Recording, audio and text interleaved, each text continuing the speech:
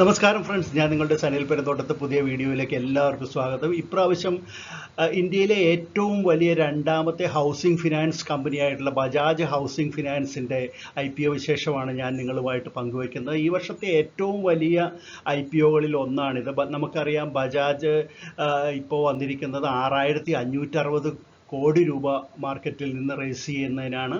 അതിന് മുമ്പ് ഒല ഇലക്ട്രിക് മൊബിലിറ്റിയും ഭാരതി ഹെക്സാകോമും വലിയ IPOകളുമായിട്ട് വന്നിരുന്നു. അപ്പോൾ ഈ വർഷത്തെ മൂന്നാമത്തെ വലിയ ഒരു IPO ആണ് ബജാജ് ഹൗസിംഗ് ഫിനാൻസിൻ്റേത്. ഇതിൽ 3560 കോടി രൂപയ്ക്കുള്ളത് ഫ്രഷ് ഓഹരികളുടെ വിൽപ്പനയിലൂടെയാണ് അവർ സമാഹരിക്കുന്നത്. ബാക്കി 3000 കോടി രൂപ അവർ ഓഫർ ഫോർ സെയിലായിട്ടുമാണ് ഇപ്പോൾ സമാഹരിക്കുന്നത്. ഇത് ബജാജ് ഗ്രൂപ്പിൻ്റെ തന്നെ സ്പോൺസർഷിപ്പിലുള്ള ഒരു കമ്പനിയാണ്.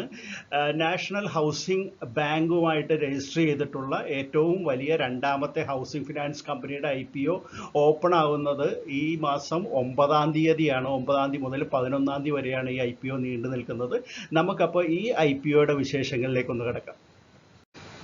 2018 മുതലാണ് ഈ മോർഗേജ് ലെൻഡിങ് കമ്പനി ആരംഭിച്ചത്. അവർ പ്രധാനമായിട്ടും കസ്റ്റമൈസ്ഡ് ആയിട്ടുള്ള ലെൻഡിങ് ആണ്. അതായത് ഇൻഡിവിജ്വൽസിനും കോർപ്പറേറ്റ് എൻറ്റൈറ്റീസിനും വേണ്ടിയിട്ട് ഭവന വായ്പയ്ക്കും അതുപോലെ തന്നെ റെനോവേറ്റ് ചെയ്യുന്നതിനും പിന്നെ കൊമേഴ്ഷ്യൽ സ്പേസ് ഡെവലപ്പ് ചെയ്യുന്നതിനുമൊക്കെ വേണ്ടിയിട്ടുള്ള ലോണുകളാണ് പ്രധാനമായിട്ടും നൽകിക്കൊണ്ടിരിക്കുന്നത്. അവരുടെ പ്രോഡക്റ്റുകൾ പറയുകയാണെങ്കിൽ ഹോം ലോൺ മാത്രമല്ല, loan against property, lease rental discounting, പിന്നെ ഡെവലപ്പർ ഫിനാൻസിങ്, ഇങ്ങനെ തുടങ്ങിയിട്ടുള്ള പല പ്രൊജക്റ്റുകളാണ് കമ്പനി അവരുടെ പ്രോഡക്റ്റുകളായിട്ട് നൽകിക്കൊണ്ടിരിക്കുന്നത്. എങ്കിലും പ്രധാനമായിട്ട് ഇൻഡിവിജ്വൽ റീറ്റെയിൽ ഹൗസിംഗ് ലോൺസാണ് അവരുടെ ഫോക്കസ് എന്ന് നമുക്ക് പറയാനായിട്ട് സാധിക്കും.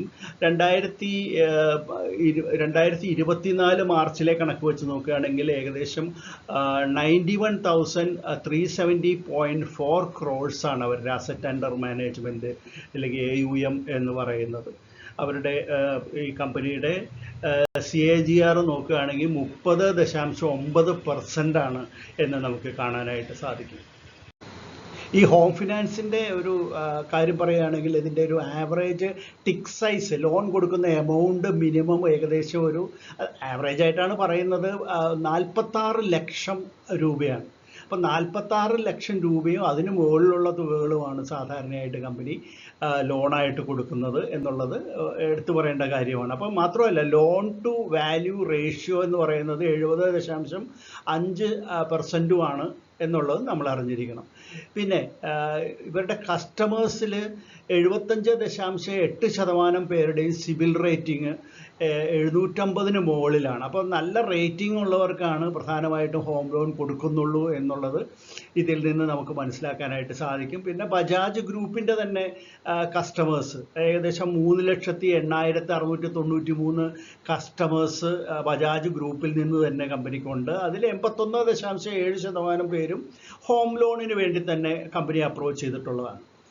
പിന്നെ 20 സംസ്ഥാനങ്ങളിലെ, ഇന്ത്യയിലെ 20 സംസ്ഥാനങ്ങളിലെ 174 ലൊക്കേഷനിലായിട്ട് 215 ബ്രാഞ്ചുകൾ കമ്പനിക്ക് ഉണ്ട് എന്നുള്ളതും എടുത്തു പറയേണ്ട ഒരു കാര്യമാണ്. ബജാജ് ഹൗസിംഗ് ഫിനാൻസിൻ്റെ പ്രൊമോട്ടേഴ്സ് കമ്പനിയുടെ ഗ്രൂപ്പ് കമ്പനികൾ തന്നെയാണെന്ന് നമ്മൾ നേരത്തെ പറഞ്ഞിരുന്നല്ലോ. അതായത് ബജാജ് ഫിനാൻസ് ലിമിറ്റഡും ബജാജ് ഫിൻസർവ് ലിമിറ്റഡുമാണ് കമ്പനിയുടെ പ്രൊമോട്ടേഴ്സ്. അപ്പോൾ അവരാണ് ഇതിൽ ഓഫർ ഫോർ സെയിലായിട്ടുള്ള അത്രയും ഓഹരികൾ വിറ്റഴിക്കുന്നത് എന്ന് നമുക്ക് മനസ്സിലാക്കാനായിട്ട് സാധിക്കും. അപ്പോൾ പ്രധാനമായിട്ടും ഇപ്പോൾ കമ്പനി നല്ല നിലയിലെത്തിയപ്പോൾ കുറച്ച് ഫണ്ട് അതിൽ നിന്ന് ലാഭമായിട്ട് കിട്ടുക എന്നുള്ളത് ഈ ഓഫ് ലോഡിങ്ങിൻ്റെ ഒരു കാരണമാണ്. മാത്രമല്ല, ബജാജ് ഹൗസിംഗ് ഫിനാൻസിനെ ലിസ്റ്റ് ചെയ്യിക്കണം എന്നൊരാഗ്രഹം കമ്പനിക്ക് ഉണ്ട്. അതായത് കമ്പനി ഒരു ലിസ്റ്റഡ് കമ്പനി എന്നുള്ള സ്റ്റാറ്റസിലേക്ക് ഉയരുക, കൂടുതൽ നിക്ഷേപകരിലേക്ക് എത്തുക, അതോടൊപ്പം തന്നെ ഫ്യൂച്ചറിൽ കൂടുതൽ ഫണ്ട് റേസിങ്ങിന് അത് അവസരമൊരുക്കും എന്നൊക്കെ ഉള്ളത് കൊണ്ടാണ് ഇപ്പോൾ അത്രയും ഓഹരികൾ ഓഫ് ലോഡ് ചെയ്തിട്ട് കമ്പനിയെ ലിസ്റ്റ് ചെയ്യാനായിട്ട് ഇപ്പോൾ ഗ്രൂപ്പ് കമ്പനികൾ ശ്രമിക്കുന്നത്. ഇനി നമുക്ക് കമ്പനിയുടെ മറ്റ് ഡീറ്റെയിൽസ് പരിശോധിക്കുകയാണ്. EPS 2.6, P ratio 33.67, return on net worth 15.2%, NAV 18.2 per share എന്നുള്ള ലെവലിലാണ് കാണുന്നത്. ഇനി ഫിനാൻഷ്യൽസ് നോക്കുകയാണെങ്കിലും 2023 കാലഘട്ടത്തിൽ 5665.44 കോടി രൂപയാണ് റവന്യൂ. അത് 2024 ആയപ്പോഴത്തേക്ക് 7617.71 എന്ന ലെവലിലേക്ക് വർദ്ധിക്കുകയാണ് ഉണ്ടായത്. അതായത് റവന്യൂവിൽ 2023 നിന്ന് 24 വരുമ്പോഴത്തേക്കും 34% വളർച്ചയാണ് രേഖപ്പെടുത്തിയിട്ടുള്ളത്. അതുപോലെ തന്നെ നെറ്റ് ഇൻകം നോക്കുകയാണെങ്കിൽ 2023 1257.8 കോടി രൂപയായിരുന്നു നെറ്റ് ഇൻകമെങ്കിൽ അത് അടുത്ത വർഷമായപ്പോഴത്തേക്ക് 2024 1731.22 കോടി രൂപ എന്ന നിലയിൽ ഒരു 38% വളർച്ചയാണ് നെറ്റ് ഇൻകത്തിലും കമ്പനി രേഖപ്പെടുത്തിയിട്ടുള്ളത്. വളരെ മികച്ച കണക്കുകളാണിത്.